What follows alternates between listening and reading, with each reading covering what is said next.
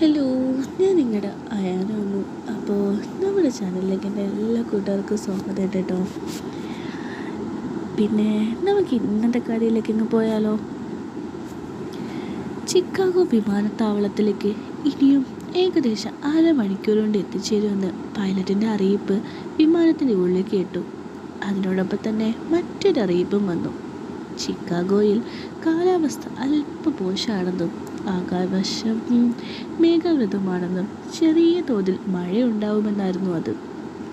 വിമാനം താഴ്ന്നു പറക്കാൻ തുടങ്ങുമ്പോൾ പതിവ് കൂടുതലായി ഒരു കുലുക്ക് അനുഭവപ്പെടുമെന്നും അതിനാൽ ആരും തന്നെ സീറ്റ് ബെൽറ്റ് ഊരരുതെന്നും പൈലറ്റ് പ്രത്യേകിച്ച് എടുത്തു പറഞ്ഞു. ആ അറിയിപ്പ് വന്ന പാടെ തന്നെ എയർ ഹോസ്റ്റസ്മാർ ഒരു സീറ്റിലും ചെന്ന് യാത്രക്കാർ സീറ്റ് ബെൽറ്റ് ധരിച്ചിട്ടുണ്ടെന്ന് ഉറപ്പുവരുത്തി. അധികം വൈകാതെ തന്നെ വിമാനം ഒരു വല്ലാത്ത വീഴ്ചയിൽ പോയി. സെക്കൻഡുകൾ മാത്രം നീണ്ടു നിന്നൊരു വീഴ്ച. വല്ലാത്തൊരു കുലുക്കത്തോടെ വിമാനം ഒന്ന് താഴേക്ക് പോയി. ഏതാനും സെക്കൻഡുകൾക്ക് മാത്രം നീണ്ടുള്ളൂ എങ്കിലും അതിലുണ്ടായിരുന്ന എല്ലാവരുടെയും നല്ല ജീവനങ്ങ് പോയി. ആകാശം മേഘാവൃതമാണെന്നും വിമാനത്തിന് കുറച്ച് കുലുക്കുണ്ടാകുമെന്നും പൈലറ്റ് പറഞ്ഞപ്പോൾ ഇത്രയും ആരും പ്രതീക്ഷ കാണില്ല. ആദ്യ നിമിഷത്തെ ഭയാശങ്ക ഒന്ന് മാറിയപ്പോൾ എൻ്റെ കൈകൾ മുറുക്കി പിടിച്ചിരിക്കുന്ന മറ്റൊരു കാര്യങ്ങളെ ഞാൻ ശ്രദ്ധിച്ചു. ലൈലാമ്മയുടെ കൈകളായിരുന്നു അത്. എൻ്റെ ഭാര്യയുടെ ഉമ്മയുടെ കൈകൾ, അതായത് എൻ്റെ അമ്മായിയമ്മയുടെ കൈകൾ. കല്യാണം കഴിഞ്ഞ് ഇപ്പം 4 വർഷമാകുന്നു. അവരെൻ്റെ ശരീരത്തിലോ ഞാൻ അവരുടേതിലോ അറിയാതെ പോലും സ്പർശിച്ചിട്ടില്ല. ഇപ്പോൾ ഈ വിമാനയാത്രയിൽ വിമാനത്തിൻ്റെ കുലുക്കത്തിൽ പേടിച്ച് എൻ്റെ കൈകൾ അവർ മുറുക്കെ പിടിച്ചിരിക്കുകയാണ്. വിമാനത്തിലെ ബാക്കിയുള്ളവരെ പോലെ ഞാനും ആശങ്കയോടെ ഇരിക്കുന്നത്. പക്ഷേ ഞാനത് പുറത്ത് കാണിക്കാതെ വളരെ ലാഘവത്തോടെ ഇരിക്കാൻ ശ്രദ്ധിച്ചു. ഞാനാണ് ലൈലമ്മയ്ക്ക് ധൈര്യം പകർന്ന് നൽകേണ്ടത്. ഞാൻ ഭയത്തോടെ ഇരിക്കുന്നതെന്ന് അവർ മനസ്സിലാക്കിയാൽ അവർക്ക് കൂടുതൽ ഭയം ഉണ്ടാകുമെന്ന് ഞാൻ ചിന്തിച്ചു. പേടിക്കണ്ടമ്മ, ഫ്ലൈറ്റ് ഉടനെ ഇറങ്ങും. എൻ്റെ ഉള്ളിലുണ്ടായിരുന്നു ഭയം. അത് മറച്ചു വെച്ചുകൊണ്ട് ഞാൻ പറഞ്ഞു. എന്നിട്ട് എൻ്റെ വലത്ത് കൈ കൊണ്ട് ലൈലമ്മ എന്നെ പിടിച്ചെന്ന് അവരുടെ കൈക്ക് മുകളിലേക്ക് വെച്ചു. പുറമേ ധൈര്യം നടിച്ചിരുന്നുവെങ്കിലും എനിക്ക് ചെറുതായിട്ട് ഭയം ഇല്ലാതില്ല. അത് ഞാൻ പുറത്ത് കാണിക്കാതിരിക്കാൻ പരമാവധി ശ്രദ്ധിക്കുകയും ചെയ്തു. എനിക്കുറപ്പുണ്ട് ഈ ഫ്ലൈറ്റിലെ ബഹുഭൂരിപക്ഷവും അങ്ങനെ പുറത്ത് കാണിക്കാതെ ഭയം ഉള്ളിൽ ഒളിപ്പിച്ച് വെച്ചിരിക്കുന്നവരാണെന്ന്. ഉമ്മയ്ക്കത് ഒളിപ്പിച്ച് വെക്കാൻ അറിയില്ലായിരുന്നു. അത്രയ്ക്ക് നിഷ്കളങ്കിയാണ് അവർ. എൻ്റെ ഭാര്യയുടെ ഉമ്മ ആണെങ്കിലും ഞാൻ അവരെ ഉമ്മയെന്ന് തന്നെ വിളിച്ചിരുന്നത്. വിമാനം ഒരല്പം കൂടി താഴ്ന്നപ്പോൾ മേഘങ്ങൾക്കിടയിലൂടെ വിമാനം അങ്ങ് യാത്രയായി. ജനാലയിലൂടെയുള്ളൊരു കാഴ്ച മഴമേഘങ്ങൾ കൊണ്ട് മൂടപ്പെട്ടതുപോലെയായി. താഴ്ന്നോറും വിമാനത്തിൻ്റെ കുലുക്ക് കൂടിയതല്ലാതെ കുറഞ്ഞില്ല. അതിനിടയ്ക്ക് എപ്പോഴും ഒരു മിന്നൽ പിണർ വിമാനത്തിൻ്റെ ജനാലയ്ക്കിടത്ത് കൂടി കടന്നുപോയി. പിറകെ ഒരു ഉഗ്രനിടിയും. എൻ്റെ കൈയിൽ പിടിച്ചിരുന്ന ഉമ്മയുടെ കൈകൾ ഒന്നുകൂടി മുറുക്കൻ എന്നെ പിടിച്ചു. കണ്ണുകളടച്ച് പ്രാർത്ഥിക്കുകയായിരുന്നു ആള്. പ്രാർത്ഥനയ്ക്ക് ഉത്തരെന്ന പോലെ മേഘപാളിക്ക് കത്തുന്നതും വിമാനം പുറത്തേക്ക് വന്നു. മഴയും മഞ്ഞും കൂടെയുള്ള ഒരു മിശ്രിതം അപ്പോൾ പെയ്തു തുടങ്ങിയിരുന്നു. വിമാനം ആടിയുലഞ്ഞ് താഴ്ന്ന് ഒടുവിൽ ഒരു വെട്ടലോടെ റൺവേയിൽ ഇറങ്ങി. ശരിക്കും അപ്പോഴാണ് എൻ്റെ ഈ ശ്വാസം നേരെ വീണേ. ഇന്നേക്ക് 2 മാസം മുന്നേ അവർ അമേരിക്കയിലേക്ക് വന്നത്. മകളെയും കൊച്ചുമോനെയും പിന്നെ എന്നെയൊക്കെ കാണാനായിട്ട്. ചിക്കാഗോ വിമാനത്താവളത്തിലേക്ക് ലൈല വന്ന് ഇറങ്ങി. ഞങ്ങൾ താമസിക്കുന്ന കൊളംബസ് എന്ന നഗരത്തിൽ നിന്നും ഏകദേശം 5 മണിക്കൂർ ഡ്രൈവ് ചെയ്ത് വേണം ചിക്കാഗോയിലേക്ക് എത്തിച്ചേരാൻ. ചിക്കാഗോയിൽ നിന്നും അടുത്ത വിമാനം കയറിയാൽ 1 മണിക്കൂർ കൊണ്ട് ഞങ്ങൾ താമസിക്കുന്ന നഗരത്തിലേക്ക് എത്തിച്ചേരാം. പക്ഷേ പരിചയമില്ലാത്തവർക്ക് അമേരിക്കയിലെ ആഭ്യന്തര വിമാനയാത്ര ഒരു തലവേദന തന്നെയാണ്. നമ്മുടെ നാട്ടിലെ KSRTC ബസ്സിനേക്കാൾ കഷ്ടമാണ് അമേരിക്കയിലെ ആഭ്യന്തര വിമാന സർവീസുകൾ. വിമാനം പോകാൻ 1/2 മണിക്കൂർ സമയം മാത്രം ബാക്കിയുള്ളപ്പോൾ അവർ ഗേറ്റ് മാറ്റിക്കളയും. അത് അനൗൺസ് ചെയ്യുമ്പോൾ ശ്രദ്ധിച്ച് കേട്ടിരുന്നില്ലെങ്കിൽ മനസ്സിലാക്കാൻ വളരെ ബുദ്ധിമുട്ടുമാണ്. മനസ്സിലായത് തന്നെ പിന്നെ ഒരു ഓട്ടമാണ്. പുതുതായി അറിയിച്ച ഗേറ്റിലേക്ക് വിമാനത്താവളത്തിൻ്റെ ഒരറ്റത്തു നിന്ന് ചിലപ്പോൾ മറ്റേ അറ്റം വരെ ഓടേണ്ടി വരും. ഇതൊക്കെ ലൈലാമ്മയെ കൊണ്ട് പറ്റുമെന്ന് ഞങ്ങൾക്ക് സംശയം ഉണ്ടായിരുന്നു. അത് കാരണം ഞങ്ങൾ അല്പം ബുദ്ധിമുട്ട് സഹിച്ച് കാറിൽ ചിക്കാഗോയിലേക്ക് പോയി. അവിടെ ലൈലാമ്മയെ സ്വീകരിക്കാമെന്ന് കരുതി. അങ്ങനെ ലൈലാമ്മ ചിക്കാഗോയിൽ വന്നിറങ്ങുന്ന തലേ ദിവസം എത്തിച്ചേർന്നു. ഞങ്ങൾ, അതായത് ഞാനും എൻ്റെ കെട്ടിയോൾ തസ്ന, അതായത് ലൈലാമ്മയുടെ മകൾ, പിന്നെ ഞങ്ങളുടെ മകൻ റയാൻ, എല്ലാവരും കാത്തിരുന്ന ദിവസം. തലേന്ന് രാത്രി ഞങ്ങൾ ചിക്കാഗോയിൽ എത്തിച്ചേർന്നു. ഹോളിഡേയ്സ് എന്ന ഹോട്ടലിൽ റൂം ബുക്ക് ചെയ്തിട്ടുണ്ടായിരുന്നു. അടുത്ത ദിവസം രാവിലെയാണ് ഫ്ലൈറ്റ് ചിക്കാഗോയിൽ എത്തിച്ചേരുന്നത്. രാവിലെ 5 മണിക്കൊരു വണ്ടി ഓടിച്ച് വരാനുള്ള തത്രപ്പാട് കണക്കിലെടുത്ത് തലേന്ന് തന്നെ ഞങ്ങൾ എത്തിച്ചേർന്നതും വിമാനത്താവളത്തിൻ്റെ തന്നെ ഹോട്ടലിൽ റൂം ബുക്ക് ചെയ്തതും. ശരിക്കും ഉല്ലാസകരമായൊരു യാത്ര തന്നെയായിരുന്നു അത്. ഉമ്മയെ കാണാൻ പോകുന്ന സന്തോഷം തസ്നയ്ക്ക്, ഉമ്മയുടെ ചോക്ലേറ്റ് കുടിച്ച് റയാനും, പിന്നെ എനിക്കൊരു സന്തോഷം. ലൈലാമ്മ ഇനി കുറച്ച് ദിവസം ഞങ്ങളുടെ കൂടെ ഉണ്ടാവുമല്ലോ എന്ന കാര്യം ഓർക്കുമ്പോൾ. വിമാനത്താവളത്തിൻ്റെ അറൈവൽ ലോഞ്ചിൽ ഞങ്ങൾ എത്തി. യാത്രകൾ പുറത്തേക്ക് വരുന്ന വഴിയെ കണ്ടും നട്ടും നിൽപ്പായി. അധികം വൈകാതെ തന്നെ ലൈലാമ്മ പുറത്തേക്ക് നടന്നു വരുന്നത് ഞങ്ങൾ കണ്ടു. സാരിയായിരുന്നു വേഷം. സാധാരണ ഉമ്മ സാരി എടുക്കാറില്ല. നാട്ടിലും ദുബൈയിലൊക്കെ പോകുമ്പോൾ പർദ്ദയാണ് ധരിക്കാറ്. ഇപ്പോൾ അമേരിക്കയിൽ വന്നത് കൊണ്ടാകണം ഉമ്മ സാരി എടുത്തിരിക്കുന്നു. മുഖത്ത് ചെറിയൊരു പിരിമുറുക്കം പ്രകടമായിരുന്നു. ഒരു അന്യരാജ്യത്ത് ഭാഷ അധികം വശമില്ലാത്ത തികച്ചും വ്യത്യസ്തമായ ആളുകൾ ഏതൊരാളെയും സമ്മതത്തിലാക്കും, അല്ലേ? ഞങ്ങളെ കണ്ടതും ആ മുഖത്ത് പുഞ്ചിരി വിടർന്നു. നടന്നതിൻ്റെ വേഗത കൂടി. അടുത്തെത്തിയപ്പോൾ ഉന്നിക്കൊണ്ടുവരുന്ന സ്ട്രോളർ ഉപേക്ഷിച്ച് ഓടി വന്ന് മോനെ വിളിച്ചുകൊണ്ട് റയാനെ എടുത്ത് ഉമ്മ വച്ചു. പിന്നെ തസ്നയെ കെട്ടിപ്പിടിച്ചു. അപ്പോഴേക്കും ഞാൻ ട്രോളി എടുത്ത് അരികി വന്നു. മോനെ സുഖം തന്നല്ലേ? ലൈലാമ്മേനെ നോക്കി ചോദിച്ചു. ആ സുഖം തന്നെ ഉമ്മ. ഉമ്മയുടെ ഒരു വശത്ത് നിന്നിരുന്ന് ഞാൻ ഒന്ന് കുഞ്ഞ് ട്രോളിയിൽ വീഴാറായി ബാഗ് നേരെ വെച്ച് നിവരുമ്പോൾ എൻ്റെ കണ്ണുകൾ ആ സാരിയുടെ ഇടയിലൂടെ ദൃശ്യമാക്കുന്ന ഓരോരുത്തേടത്തേക്ക് പോയി. ഞാൻ ആദ്യമായിട്ടാണ് ലൈലാമ്മയുടെ അടക്ക് കാണുന്നത്. ലേശം അടക്കുകളോട് കൂടി നല്ല വെളുത്തിട്ടുണ്ട്. ഒരു നിമിഷത്തേക്ക് എൻ്റെ നോട്ടം അവിടേക്ക് ഉടക്കി നിന്നു.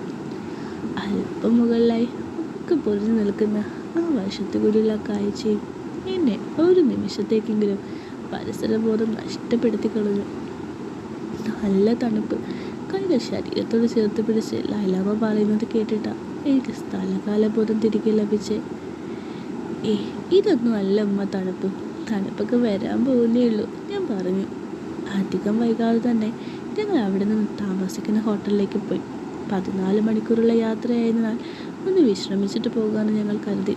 ഉമ്മാക്ക് ഒന്ന് ബാത്റൂമിലൊക്കെ പോകാൻ സാധിക്കുകയും ചെയ്യും.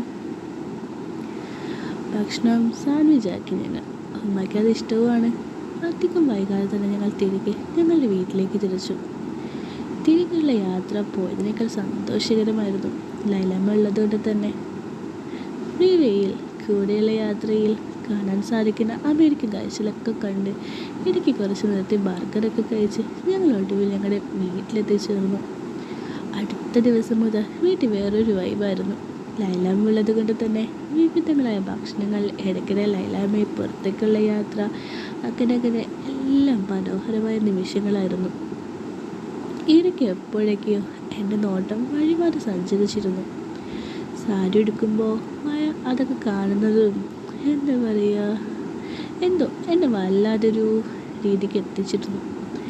നടക്കുമ്പോഴും ഇരിക്കുമ്പോഴും ചിലപ്പോഴൊക്കെ എന്താ പറയുക, ഒരു സുഖമായിരുന്നു. അതൊക്കെ ഇങ്ങനെ കണ്ട് മാസത്തോളം ഞാനിങ്ങനെ അത് ആസ്വദിച്ച് നടന്നു. കാണുമ്പോഴാണെങ്കിൽ കണ്ണെടുക്കാൻ തോന്നില്ല. ഉടൻ തന്നെ മനസ്സ് പറയും ഉമ്മയുടെ സ്ഥാനമാണ്, അത് മറക്കരുതെന്ന്. ഞാനാണെങ്കിൽ ഇങ്ങനെ കുളിക്കുമ്പോഴൊക്കെ ഷവറിൻ്റെ കീഴിൽ നിൽക്കുമ്പോൾ അന്ന് കാണുന്ന കാഴ്ചയിലൊക്കെ എൻ്റെ മനസ്സ് കയറി പോവും. ഞാൻ അറിയാതെ തന്നെ എൻ്റെ കൈ അവിടേക്ക് അങ്ങോട്ട് പോകും. അതിന് മെല്ലെ ഇതൊക്കെ ആക്കുമ്പോൾ ലൈലാമ്മയുടെ കാഴ്ചകളാവും മനസ്സിൽ. അതിങ്ങനെ തെളിഞ്ഞു വരും. അതിങ്ങനെ വരാറാവുന്നാകുമ്പോൾ ഞാൻ പുറത്ത് കേൾക്കാതെ ലൈലാമ്മയെ എന്നൊരു വിളിയങ്ങ് വിളിക്കും. അതിനുശേഷം പിന്നെ ഒരു കുറ്റബോധമാണ് കുറച്ച് നേരത്തേക്ക്. പിന്നെ എല്ലാം വീണ്ടും പഴയപടിയാവും. അങ്ങനെ ഓരോ ദിവസവും ആഴ്ചയും അങ്ങനെ 2 മാസം കടന്നുപോയി. ഒടുവിൽ ലൈലാമ്മയ്ക്ക് തിരികെ യാത്ര ചെയ്യാനുള്ള ദിവസമായി. വന്നതുപോലെ തന്നെ ചിക്കാഗോ വിമാനത്താവളത്തിൽ നിന്നും മടക്കിയ യാത്ര. അവിടേക്ക് എല്ലാവരും കൂടി കാറിൽ പോകാതെ തീരുമാനിച്ചു. അങ്ങനെ ഇരിക്കുമ്പോഴാണ് അപ്രതീക്ഷിതമായിട്ടൊരു പണി എൻ്റെ ഭാര്യയ്ക്ക് കിട്ടുന്നത്. ഭാര്യയ്ക്ക് ജോലി സംബന്ധമായ കാരണങ്ങളാൽ മാറി നിൽക്കാൻ പറ്റാത്ത അവസ്ഥയായതാണ് കാറിലെ യാത്ര ഞങ്ങൾക്ക് ഒഴിവാക്കേണ്ടി വന്നു. ഞങ്ങൾ താമസിക്കുന്ന കൊളംബസ് എന്ന നഗരത്തിൽ നിന്ന് ഫ്ലൈറ്റിൽ തന്നെ ചിക്കാഗോയിലേക്ക് പോകാൻ തീരുമാനിക്കുകയായിരുന്നു. ലൈലാമ്മയ്ക്ക് കൂട്ടായി ഞാനും കൂടി ഫ്ലൈറ്റ് ചിക്കാഗോയിലേക്ക് പോയി. അവിടുന്ന് ദുബായിലേക്കുള്ള വിമാനത്തിലേക്ക് കയറ്റിവിട്ട് അന്ന് തന്നെ ഞാൻ തിരികെ വരാനായിരുന്നു ഞങ്ങളുടെ പദ്ധതി. രാത്രി 8 മണിക്കായിരുന്നു ചിക്കാഗോയിൽ നിന്നുള്ള വിമാനം പുറപ്പെടുന്നത്. അതുകൊണ്ട് തന്നെ ഞങ്ങൾ വൈകുന്നേരം 3 മണിക്കുള്ള വിമാനത്തിൽ ചിക്കാഗോ എത്തിച്ചേരുന്ന രീതിക്ക് യാത്ര തിരിച്ചു. ലൈലാമ്മ മകളോടും കൊച്ചുമകനോടും യാത്ര പറയുമ്പോൾ എല്ലാവരുടെയും കണ്ണുകളിൽ ഈറിനടഞ്ഞു. അങ്ങനെ ഞാനും ലൈലാമ്മയും വിമാനത്തിൽ ചിക്കാഗോയിൽ യാത്ര ചെയ്യുമ്പോഴായിരുന്നു മോശം കാലാവസ്ഥയിൽ വിമാനം പെട്ടതും ഒടുവിൽ സുരക്ഷിതമായിട്ട് ലാൻഡ് ചെയ്തതും. അങ്ങനെ വിമാനം ലാൻഡ് ചെയ്ത പാടെ പിന്നെ എല്ലാവർക്കും ഒരു തത്രപ്പാടായിരുന്നു എത്രയും പെട്ടെന്ന് പുറത്തിറങ്ങാൻ. വിമാനത്തിൽ നിന്ന് പുറത്തിറങ്ങിയപ്പോൾ ചെറുതായി മഞ്ഞ് പെയ്തു തുടങ്ങി. പാസഞ്ചർ ബോർഡിംഗ് ബ്രിഡ്ജിലൂടെ ഞങ്ങൾ നടക്കുമ്പോൾ മഞ്ഞ് വീഴ്ച കറുത്തുകൊണ്ടിരുന്നു. അതിനോടൊപ്പം തണുപ്പും കൂടി. ലൈലാമ്മ കൈകൾ ശരീരത്തോട് ചേർത്ത് പിടിച്ച് തണുപ്പിനെ പ്രതിരോധിക്കാൻ അവൃദ്ധ ശ്രമിച്ചുകൊണ്ടിരിക്കുക. ഒടുവിൽ റിപ്പോർട്ടിൻ്റെ കെട്ടിടത്തിൻ്റെ പ്രവേശിച്ചപ്പോൾ അപ്പോഴാണ് ആ തണുപ്പിൽ നിന്നും അവൾക്ക് ലേശം ആശ്വാസം ലഭിച്ചത്. വിമാനത്താവളത്തിൻ്റെ കോറിഡോറിലൂടെ നടക്കുമ്പോൾ എൻ്റെ ചിന്ത മുഴുവനും ഉമ്മ എങ്ങനെയാണ് അടുത്ത ഫ്ലൈറ്റ് യാത്ര ഒറ്റയ്ക്ക് ചെയ്യാൻ പോകുന്നതെന്നായിരുന്നു. 2 മാസം മുന്നേ ഇതേ ചിക്കാഗോ എയർപോർട്ടിൽ വന്ന് വിമാനം ഇറക്കുമ്പോൾ പറഞ്ഞതാണ് തിരിച്ചു പോകുന്ന കാര്യം ചിന്തിക്കുമ്പോൾ തന്നെ പേടിയാവുന്നു. അന്ന് പറഞ്ഞതാണ് അതിനെക്കുറിച്ച് ഇപ്പോഴേ ചിന്തിക്കേണ്ടത്. ഇന്നിതാ ഈ ദിവസം വന്നിരിക്കുന്നു. 2 മാസം കണ്ണടച്ച് തുറക്കുന്നതിന് മുന്നേ കടന്നു പോവുകയും ചെയ്തു. ചിക്കാഗോ വിമാനത്താവളത്തിൻ്റെ ഉള്ളിലൂടെ നടക്കുന്നതിനിടയ്ക്ക് പുറത്തേക്ക് നോക്കിയപ്പോൾ കണ്ട കാഴ്ച നമ്മളെ ശരിക്കും അതിശയപ്പെടുത്തി. തുരുതുര മഞ്ഞ് വീഴ്ചയും മുഴുവനും മഞ്ഞ് മൂടി നല്ല വെള്ളമുള്ള കിടക്കുന്ന റൺവേ ഗ്രൗണ്ടും. ഫ്ലൈറ്റ് ലേറ്റാകാനാണ് സാധ്യത ഉമ്മ പറഞ്ഞു. ഉമ്മ അപ്പോൾ പുറത്തേക്ക് നോക്കി ആ മഞ്ഞ് വീഴുന്നത് നോക്കി നിൽപ്പായിരുന്നു. എൻ്റെ കണ്ണുകളപ്പോൾ ഫ്ലൈറ്റ് സ്റ്റാറ്റസ് ഡിസ്പ്ലേ ചെയ്യുന്ന ബോർഡ് തിരയിക്കുക. ഒരു ദുബായ് എമിറേറ്റ്സ് ക്യാൻസൽ. ഉമ്മ ഫ്ലൈറ്റ് ക്യാൻസൽഡ് ആണല്ലോ. ആണ് മോനെ, ഇനി എന്ത് ചെയ്യും? നോക്കാമ്മ, മിക്കവാറും നാളെ ഇനി ഉണ്ടാകുമല്ലോ ഫ്ലൈറ്റ്. മോനെന്തിനാ തിരികെ പോകണ്ടേ? തിരികെ യാത്രക്കുള്ള ടിക്കറ്റും ബുക്ക് ചെയ്തായിരുന്നു ഞാൻ വന്നേ. ഞാൻ എൻ്റെ ഫ്ലൈറ്റിൻ്റെ സ്റ്റാറ്റസും കൂടി നോക്കി. എൻ്റെയും ക്യാൻസലാണ് ഉമ്മ. ഞാൻ ഉടൻ തന്നെ ഫോൺ എടുത്ത് ഷെറീനെ വിളിച്ചു. ഫ്ലൈറ്റ് ക്യാൻസൽഡ് ആണ്, ഇവിടെ നല്ല മഞ്ഞ് വീഴ്ചയാണ്. എന്നെയാണ് പോകുന്നതെന്ന് അവളും എന്നോട് ചോദിച്ചു. അറിയില്ല, നോക്കട്ടെ എന്ന് ഞാൻ മറുപടി പറഞ്ഞു. ഞാൻ വീണ്ടും ഫ്ലൈറ്റ് സ്റ്റാറ്റസ് അപ്ഡേറ്റ് ചെയ്യുന്ന സ്ക്രീനിൽ നോക്കി. ചിക്കാഗോ എയർപോർട്ടിൽ നിന്നും പോകുന്ന എല്ലാ വിമാനങ്ങളും ക്യാൻസൽ ചെയ്തിരിക്കുക. എല്ലാ ഫ്ലൈറ്റും ക്യാൻസലാണ് പ്രശ്ന. ഞാൻ വിമാനം കൊടുക്കാം എന്നും പറഞ്ഞുകൊണ്ട് ഞാൻ എൻ്റെ ഫോൺ ലൈലാമ്മയ്ക്ക് കൊടുത്തു. മോളെ, ഫ്ലൈറ്റ് ക്യാൻസലാണ് മോളെ, ഇനി എന്താകുമെന്ന് അറിയില്ല. സാരല്ലമ്മ, ഇക്കുണ്ടല്ലോ. തസ്ന ഒന്ന് സമാധാനിപ്പിച്ചു. ലൈലാമ്മ ഫോൺ എനിക്ക് തിരികെ തന്നു. ഞാൻ കാര്യങ്ങളൊക്കെ നോക്കിയിട്ട് വിളിക്കാം നോക്കിയെന്നും പറഞ്ഞു കട്ടാക്കി. എയർപോർട്ടിലെ സപ്പോർട്ട് ഡെസ്കില്ലേ അത് ലക്ഷ്യമാക്കി ഞങ്ങൾ നടന്നു. ലൈലാമ്മയുടെ കണ്ണുകൾ അപ്പോഴും പുറം കാഴ്ചകൾ കണ്ടുകൊണ്ടിരിക്കുക. ഞങ്ങളുടെ കൂടെ ഉണ്ടായിരുന്ന 2 മാസം തണുപ്പുണ്ടായിരുന്നെങ്കിലും ഇതുപോലെ മഞ്ഞ് വീഴ്ച ഉണ്ടായിരുന്നില്ല. അമേരിക്കയിൽ വരുന്ന എല്ലാവരുടെ മോഹമാണ് മഞ്ഞ് പെയ്യുന്നത് കാണാനും അപ്പോൾ ഒന്ന് പുറത്തുപോയി ആ മഞ്ഞ് വീഴ്ച ആസ്വദിക്കാനും. ലൈലാമ്മയ്ക്കും അപ്പോൾ ആ മോഹം ഉണ്ടായെന്ന് എനിക്കെന്തോ തോന്നി. അങ്ങനെ ഞങ്ങൾ ഒടുവിൽ ഹെൽപ്പ് ഡെസ്ക് എത്തി അവരോട് കാര്യങ്ങൾ തിരക്കി. ഉമ്മ അപ്പോൾ അക്ഷമയായി ഒന്നും മനസ്സിലാക്കാതെ എന്നെ നോക്കി അടുത്തന്നെ നിൽക്കുന്നുണ്ടായിരുന്നു. കാര്യങ്ങളൊക്കെ സ്റ്റാഫിൽ നിന്ന് മനസ്സിലാക്കിയെന്ന് ഉമ്മയോട് പറഞ്ഞു. ഉമ്മ, ഇനി ഇന്ന് ഫ്ലൈറ്റ് ഉണ്ടാകില്ല, ഇന്നത്തെ ക്യാൻസൽ ചെയ്തു. ഇനി നാളെ രാത്രി 8 മണിക്കേ ഉള്ളൂ. അതുവരെ സ്റ്റേ ചെയ്യാൻ ഒരു റൂം തരാമെന്നാണ് പറയുന്നത്. ആണോ മോനെ, ഇത് ഇങ്ങനെ ആകുമെന്ന് അറിയാമെങ്കിൽ ഒരു ദിവസം കൂടി മോൻ്റെ അടുത്ത് നിൽക്കാമായിരുന്നു. നമുക്കറിയില്ലല്ലോ ഉമ്മ ഇങ്ങനെയൊക്കെ ആക്കുന്നു. ആ ഞാനപ്പോൾ തന്നെ തസ്നയോട് കാര്യങ്ങൾ വിളിച്ചു പറഞ്ഞു. എന്നിട്ട് ഫോൺ ഉമ്മയോട് കൊടുത്തു. ഒരു കസാരയിൽ ചെന്നിരുന്നു ഉമ്മ മോളോട് കാര്യങ്ങളൊക്കെ വിശദീകരിക്കുന്നുണ്ടായിരുന്നു. ഞങ്ങൾ അല്പസമയം കൂടെ അവിടെ കാത്തു നിന്നു. ഹോട്ടൽ മുറിയുടെയും ഭക്ഷണത്തിൻ്റെയും വൗച്ചറുമായി സപ്പോർട്ടിംഗ് സ്റ്റാഫ് അവിടേക്ക് വന്നു. ഞങ്ങൾക്ക് പോകേണ്ട വഴിയും അവരെനിക്ക് പറഞ്ഞു തന്നു. ഉമ്മയെ സ്വീകരിക്കാൻ വന്നപ്പോൾ ഞങ്ങൾ മുറിയെടുത്ത ഹോട്ടൽ തന്നെയാണ് ഇപ്പോഴും ഞങ്ങൾക്ക് മുറി ലഭിച്ചിരിക്കുന്നത്. എയർപോർട്ടിനോട് ചേർന്നിട്ടുള്ള ഹോട്ടൽ തന്നെയായിരുന്നു അത്. അതുകൊണ്ട് തന്നെ ഞങ്ങൾ അന്നും ആ ഹോട്ടലിൽ മുറിയെടുത്തതും. അതിലൂടെ നടക്കുമ്പോൾ ഞങ്ങളൊന്ന് ഉമ്മയെ വിളിക്കാൻ വന്ന കാര്യങ്ങളൊക്കെ എൻ്റെ മനസ്സിലേക്ക് കയറി വന്നു. 5ാമത്തെ നിലയിലായിരുന്നു ഞങ്ങൾക്ക് ലഭിച്ചിരുന്ന മുറി. മുറിയുടെ വാതിൽ തുറന്ന് അകത്തേക്ക് കയറിയപ്പോൾ വിശാലമായൊരു മുറിയായിരുന്നു. അന്ന് കിട്ടിയതിലും വലുത്. ഇത്തവണ ഞങ്ങൾക്ക് ലഭിച്ചത് അതായിരുന്നു. മുറിയുടെ ഉള്ളിൽ ഒരു ക്യൂൺ സൈസ് ബെഡും സാധാരണക്കുള്ള വലിപ്പമുള്ളൊരു ബെഡ്. അതാണ് കേട്ടോ ക്യൂൺ സൈസ്. അതിൽ 4 വലിയ തലയിണയും 2 ചെറിയ തലയിണയും. മുറിയുടെ ഒരു വശത്ത് വലിയൊരു കർട്ടൻ ഉണ്ടായിരുന്നു. അത് നീക്കിയപ്പോൾ എയർപോർട്ട് റൺവേയും നല്ല ദൃശ്യമാണ്. അത് നല്ലൊരു കാഴ്ച തന്നെയായിരുന്നു. മഞ്ഞ് വീഴ്ച ഒന്നുകൂടി കനത്ത് പെയ്യുക. എങ്കും വെള്ളം പഞ്ഞു പോലെ പഞ്ഞു കൂടി കിടക്കുന്നു. മുറിയുടെ ഉള്ളിലെ ഹീറ്റർ അല്പം കൂടി കൂട്ടി വെച്ചുകൊണ്ട് ഞാൻ തസ്നയെ വിളിച്ചു. ഹലോ ഇക്ക, എന്തായി അവൾ ചോദിച്ചു. ഫ്ലൈറ്റിന് 4 ഉള്ളൂടി. ഞങ്ങൾക്ക് റൂം കിട്ടി. നല്ല സ്നോഫാളാണ് ഇവിടെ. ഞാൻ ഉമ്മാക്കി കൊടുക്കാം. അങ്ങനെ ഫോൺ ഉമ്മാക്കി കൊടുത്തു. മോനെയൊക്കെ എന്ത് ചെയ്യുന്നു? കിട്ടിയപാടെ അമ്മ ചോദിച്ചു. ഞാൻ വീണ്ടും വലിയ ഗ്ലാസ് വിൻഡോയിലൂടെ പുറത്തേക്കുള്ള കാഴ്ചകൾ കണ്ടു നിന്ന്. വെളിച്ചം കുറഞ്ഞു വരിക. സമയം ഏകദേശം ഒരു 7 മണിയോട് അടുക്കുന്നു. അവിടെയായിട്ട് ഒരു ഇളം മഞ്ഞ വെളിച്ചം പകർന്ന സ്ട്രീറ്റിൽ പ്രത്യക്ഷപ്പെട്ടു തുടങ്ങി. അമേരിക്കയിൽ കൂടുതലായി ഉപയോഗിക്കുന്ന ഒരു തരം ബൾബാണത്. അധികവും വെളുത്ത പ്രകാശം തരുന്ന ബൾബുകൾ ഉപയോഗിക്കാറില്ല. മോനെ, നമുക്ക് വരാൻ പറ്റാത്തത് നല്ല സങ്കടമുണ്ട്. അപ്പോഴേക്ക് ഫോൺ എനിക്ക് തന്നുകൊണ്ട് പറഞ്ഞു. സാരില്ലമ്മ, ഞങ്ങൾ കുറച്ച് ദിവസം കഴിയുമ്പോൾ ദുബായിൽ വന്ന് ഉമ്മയെ കാണുമല്ലോ. ഉമ്മയുടെ സങ്കടം മനസ്സിലാക്കി ഞാൻ പറഞ്ഞു. ഉമ്മയ്ക്ക് എന്തെങ്കിലും കഴിക്കണ്ടേ എന്ന് ചോദിച്ചു. വിശപ്പില്ല മോനെ. അത് വെറുതെ പറഞ്ഞത് എനിക്ക് മനസ്സിലായി. ഉച്ചയ്ക്ക് 1 മണിക്ക് കഴിച്ചിട്ടിറങ്ങിയതാണ് ഞങ്ങൾ 2 ആളും. ഉമ്മയെ അടുത്ത് ഫ്ലൈറ്റ് കയറി വിട്ടതിന് മുന്നേ ഉമ്മയ്ക്ക് ഇഷ്ടമുള്ള ഭാഗം മേടിച്ചു കൊടുക്കാൻ ആൾ പറഞ്ഞു ഏൽപ്പിച്ചതുമാണ്. എയർപോർട്ടിൽ ഫ്ലൈറ്റ് ക്യാൻസലേഷൻ പ്രശ്നത്തിനിടയ്ക്ക് ബർഗർ കാര്യമൊക്കെ ഒന്നും പറഞ്ഞു. ഇനിയിപ്പോൾ ഹോട്ടൽ റെസ്റ്റോറൻറ്റിൽ നല്ല ബർഗർ കിട്ടുമെന്ന് നോക്കണം. ഞാനെന്തെങ്കിലും കഴിക്കാൻ കിട്ടുമെന്ന് നോക്കിയിട്ട് വരാം ഉമ്മാന്ന് ഞാൻ പറഞ്ഞു. ഇവിടെ എന്ത് കിട്ടാനാടാ, എനിക്ക് വിശക്കുന്നുണ്ട്, അതുകൊണ്ടാണ് ഇങ്ങനെ പറഞ്ഞ്. ഞാൻ നോക്കട്ടെ ഉമ്മ. അത് പറയുമ്പോൾ ഉമ്മയ്ക്ക് ഇഷ്ടപ്പെട്ട ബർഗർ എവിടെയെങ്കിലും പേടിക്കാൻ കിട്ടാൻ എന്നതായിരുന്നു എൻ്റെ മനസ്സിലെ പ്രാർത്ഥന. കണ്ണാടിയിൽ നോക്കി മുടിയൊന്ന് നേരെയാക്കി പുറത്തേക്ക് ഇറക്കാൻ തുടങ്ങവേ ഉമ്മ എന്നോട് ചോദിച്ചു. പുറത്തേക്ക് പോകുമ്പോൾ വാതിൽ പുറത്തുനിന്ന് പൂട്ടിയിട്ട് പോകും. ഞാൻ ചിലപ്പോൾ ഒന്നും ഒഴിയിപ്പിച്ചില്ല. ബാത്റൂമിൽ ആയിരിക്കുമെന്ന് പറയാൻ വന്നതാണ്. പക്ഷെ എന്തോ ആള് പറഞ്ഞില്ല.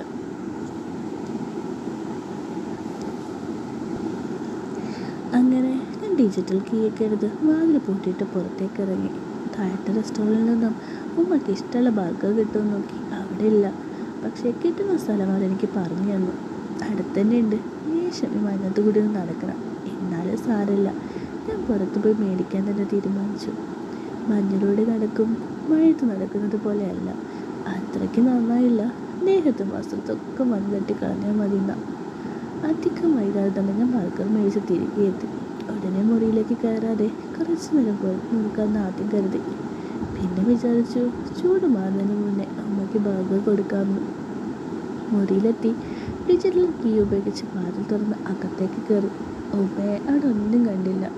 ബെഡിൽ ഉമ്മ എടുത്തുന്ന സാരി അയച്ചിട്ടിരിപ്പുണ്ട്. കുറച്ച് മാറി മറ്റതൊക്കെ. ബാക്കിയൊന്നും ഞാൻ കണ്ടില്ല. ബാത്റൂമിൻ്റെ ഉള്ളിൽ നിന്ന് ഫ്ലഷീന്ന് ഒച്ചയും കേട്ടു. അല്പനേരം കഴിഞ്ഞപ്പോൾ ബാത്റൂമിൻ്റെ വാതിൽ പോട്ടെടുക്കുന്ന ഒച്ചയും ഞാൻ കേട്ടു. ഉമ്മ അപ്പോൾ ഒന്നും എന്നിട്ട് പുറത്തേക്ക് വരുമോ? ഞാൻ തിരികെ വന്ന കാര്യം ഉമ്മയ്ക്ക് അറിയില്ലല്ലോ. ഞാനൊരു നിമിഷം ചിന്തിച്ചു. വാതിൽ തുറക്കുന്ന ഒച്ച ഞാൻ കേട്ടുല്ലോ. ഞാൻ പെട്ടെന്ന് തന്നെ തിരിഞ്ഞു നോക്കിപ്പോയി. അമ്മയുടെ കണ്ണുകൾ എൻ്റെ കണ്ണുകൾ ഉമ്മയും കണ്ടത് ഒരുമിച്ചായിരുന്നു. ഒരു മിന്നായം പോലെ ഉമ്മയുടെ ദേഹം ഞാൻ കണ്ടു. കുറച്ചേ കണ്ടുള്ളൂ, പക്ഷേ കണ്ടത് അത്രയും ഒന്നുമില്ലാത്തത്. എന്താ പറയുക, കുറച്ച് ഭാഗം.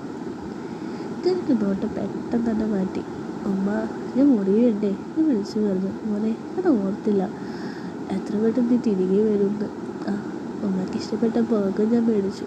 ചൂട് പോകും മുന്നേ ഉമ്മയ്ക്ക് കഴിക്കാൻ വേണ്ടി ഞാൻ പെട്ടെന്ന് തിരികെ പോന്നു. മോനെ, ആ വെള്ളം വെച്ചിരിക്കുന്ന പൊക്കൻ്റെ എടുത്ത് തരാമോ? അതിപ്പോൾ എന്തിനാന്ന് എനിക്കറിയാമെന്ന് ഞാൻ ചോദിച്ചു. കഴുകാൻ ബക്കറ്റും മകമൊന്നും ഇവിടെ ഇല്ലല്ലോ. അമേരിക്കയിലെത്തുന്ന എല്ലാ ഇന്ത്യക്കാരുടെയും അല്ലെങ്കിൽ മലയാളികളുടെയും ആദ്യകാല പ്രതിസന്ധികൾ ഏറ്റവും മുൻപന്തി നിൽക്കുന്നത് ഇതാ.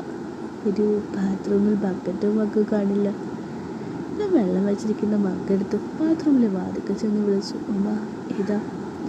അതിനല്പം തുറന്ന് കൈ പുറത്തേക്ക് നീട്ടി ഉമ്മ എൻ്റെ കയ്യിൽ നിന്നും ആ മഗ് മേടിച്ചു.